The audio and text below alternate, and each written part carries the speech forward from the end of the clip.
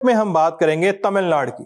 चुनाव होने वाले हैं तमिलनाडु में। चिंता इस बात की भी है कि आगे आने वाले दिनों में वहां पर सरकार किसकी बनेगी। चिंता इस बात की भी है कि सरकार तो बन गई, लेकिन क्या डिलिमिटेशन और महिला आरक्षण बिल, इन सब वजहों से उनका देश में संसद में जो कोटा है वो मारा जाएगा। लेकिन इससे बड़ी चिंता है वहां पर भारतीय जनता पार्टी और एनडीए को, क्योंकि वहां पर एक नेता है एआईएडीएमके के एडप्पाडी पलानीस्वामी, जिनको छोटे में ईपीएस कहा जाता है। ईपीएस वहां पे, अगर हम अपने जो आज के गेस्ट हैं डी सुरेश कुमार, जो द हिंदू के डिप्टी रेजिडेंट एडिटर हैं, उनके शब्दों में कहें तो भाजपा के लिए वह वहां के नीतीश कुमार हो गए हैं। क्योंकि तमिलनाडु में इस बात की बहस चल रही है कि आखिर इस सूबे में एनडीए को चला कौन रहा है, दिल्ली में बैठे हुए पार्टी के आला अधिकारी, आला नेता, या चेन्नई में बैठे हुए एआईएडीएमके के ईपीएस।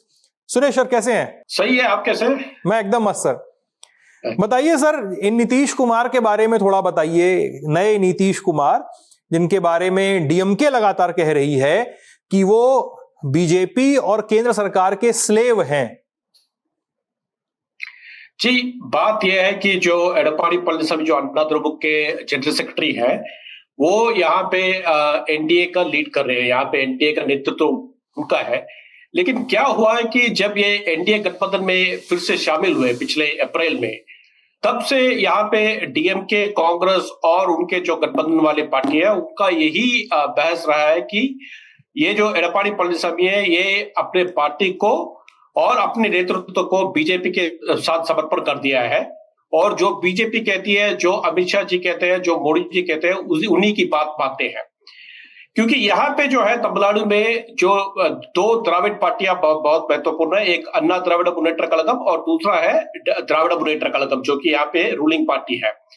तो खास करके हर समय ऐसा होता है जब चुनाव होता है तो राष्ट्रीय पार्टियों का यहाँ पे ज्यादा उनका हक नहीं होता है। तो वहां के जो नेता है वो यहाँ आते हैं गठबंधन के लिए बात करने के लिए। अच्छा। लेकिन इस बार ऐसे हुआ कि बीजेपी के नेताओं को देखने के लिए एडप्पाडी पलानीस्वामी जी ने 2 बार दिल्ली गए थे, तो गठबंधन के बारे में बातचीत करने के लिए। ऊपर से जब यहाँ पे प्रधानमंत्री मोदी और गृह मंत्री अमित शाह यहाँ पे आए थे कैंपेन करने के लिए, उन्होंने एक बार भी ये नहीं कहा कि तमिलनाडु के मुख्यमंत्री, अगले मुख्यमंत्री एडप्पाडी जी बनेंगे। अच्छा। उन्होंने यही कहा है कि यहाँ पे डबल इंजन सरकार बनेगी और वो बीजेपी एनडीए सरकार बनेगी। उन्होंने साफ साफ ये नहीं कहा कि यहाँ पे अन्ना द्रमुक की सरकार बनेगी।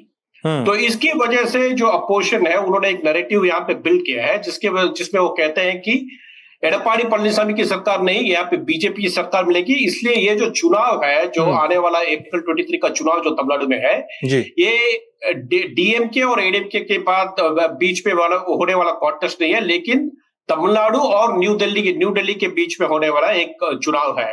ऊपर से कहते हैं यहाँ पे अभी बहस है कि ये तमिलनाडु यानी कि ये DMK versus NDA versus BJP, तो ऐसा प्रदर्शन कर रहे हैं यहाँ पे कि ये चुनाव ऐसे बढ़ रहा है। लेकिन अभी एडप्पाडी पलानीस्वामी ने क्या कहा, उन्होंने पिछले 2 दिन के पहले यहाँ पे बीजेपी के नेता और जो बाकी के पार्टी है पीएमके, अम्मा मक्कल मुन्नेट्र कळगम, उनके नेताओं का अपने पार्टी ऑफिस में बुलाया और उनके सामने उन्होंने जो सीट की विनियोक्तियां की, जो अलोकेशन हुआ था, वो उनके सामने एडप्पाडी जी ने किया था। क्योंकि वो असर्ट करना चाहते हैं कि यहाँ के नेता हम है और ना बीजेपी, तो हम ही सीट अलोकेशन कर रहे हैं यहाँ पे करके। ये उनको बताना मजबूरी है, क्योंकि जनता भी ये बात कभी कभी मान लेती है कि एडीएमके जो है बीजेपी का जो कुछ भी कहना है उसे मान लेगी करके। तो इसको डेमोलिश करने के लिए उन्होंने जो सीट अलोकेशन किया, वो अन्ना द्रमुक के ऑफिस में पीयूष गोयल, अन्बुमणि रामदास और टीटी विधायक के सामने उन्होंने घोषणा दी कि सीट अलोकेशन हम भी करेंगे, और उसी के हिसाब से अभी किया है उन्होंने। ओके। और सर, इसमें ईपीएस के बारे में तो आपने बता दिया कि भाई सीट शेयरिंग तो वो कर रहे हैं और बीजेपी तो उनका नाम भी नहीं ले रही है मंचों से। डीएमके की चिंताएं भी हमें पता है सर, लेकिन इसमें इस चुनाव में एक बड़ा फैक्टर विजय बन के आए हैं। विजय, अब ये आपसे बेहतर कोई नहीं जानता होगा कि विजय सच में कितना बड़ा फैक्टर होंगे। उनकी सीटों को लेकर चर्चा चल रही है, टीवी के कहां फील्ड करेगी, किस आधार पे फील्ड करेगी, क्योंकि एक समय तो चर्चा चल रही थी कि एनडीए भी उनको अपने फोल्ड में लेना चाह रहा है और इंडिया भी अपने फोल्ड में लेना चाह रहा है। अभी क्या सिचुएशन है सर विजय की और टीवीके की? अभी किधर जा रहे हैं, विजय खुद कहां से लड़ेंगे, प्लीज बताइए इस बारे में। जी, 1-2 महीने के पहले तो बहुत सोच रहे थे कि विजय बहुत बड़े डिसरप्टर बनेंगे यहाँ पे, शायद उनका 20% भी वोट मिल जाएगा, यही यहाँ पे बहुत लोगों का कहना था। लेकिन अब क्या हुआ है ना, अब जो है यहाँ पे जो कॉन्टेस्ट जो है वो 4 कॉर्नर कॉन्टेस्ट बन गया है। एक तरफ है आपको डीएमके का बहुत बड़ा 20 से ज्यादा पार्टियों वाला गठबंधन रूलिंग डीएमके के साथ है, और एडीएमके का भी अभी एनडीए में विस्तार रूप से उनका भी बोलना है, बहुत सारे पार्टी उनके साथ भी है, और विजय अकेले छूट गए, उनके साथ कोई भी अभी तक गठबंधन करने के लिए नहीं गया। लेकिन पिछले महीने लोग मान रहे थे कि कहीं कांग्रेस डीएमके से टूट के विजय के साथ गठबंधन कर लेगी क्या। यदि ऐसा होता तो उनका मामला अलग होता था, लेकिन अभी वो नहीं हुआ है। और यहाँ पे और एक चौथा पार्टी भी है, नाम तमलर गच्ची करके, जो कि सीमान, वो भी एक फिल्म निर्देशक है, उनकी पार्टी है यहाँ पे, सीमान की। उनका अभी 8% वोट है, वो एक स्टेट रिकॉग्नाइज्ड पार्टी भी बन गया, यहाँ पे राज्य पार्टी बन गया है यहाँ पे।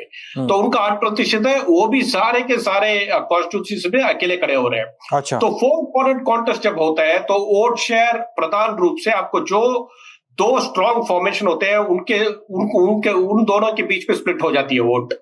जो 3rd और 4th फॉर्मेशन है, जो जनता नहीं मानेगी कि ये जीतेंगे और इनका सरकार बनेगी, उनको उतना वोट नहीं जाएगा।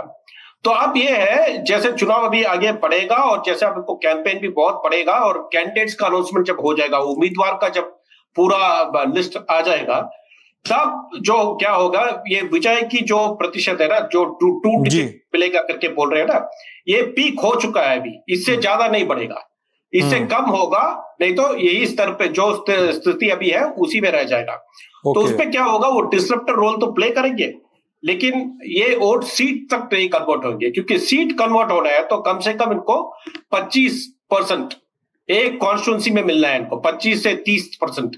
यदि इतना मिलेगा, प्रतिशत मिलेगा, तो सीट कन्वर्शन हो सकता है। लेकिन अब ऐसे नहीं दिखता कि ये होगा। और ऊपर से विजय की जो प्रभाव है वो अर्बन कॉन्स्टिट्यूंसी में ज्यादा है, यानी कि शहरों में, चेन्नई जैसे शहरों में, कोयम्बतूर में, इन त्रिची में, ऐसे जो अर्बन कॉन्स्टिट्यूंसी वहां पे ज्यादा है। लेकिन जो ग्रामीण जगह है, विलेजेस, वहां पे उनका प्रभाव अभी इतना नहीं बढ़ा। तो इनका अभी प्रतिशत शायद 10% से लेकर 12% तक हो सकता है अभी। तो इसमें सीट कन्वर्शन नहीं होगा, लेकिन कोई कॉन्स्टिट्यूंसी में, जैसे विजय अभी चेन्नई में शायद पेरंबूर में खड़े होंगे, तो वो जीत सकते हैं, 1 या 2 नेता जो स्ट्रांग है वो जीत सकते हैं, लेकिन बाकी सबका जो जीतना है वो बहुत मुश्किल हो जाएगा।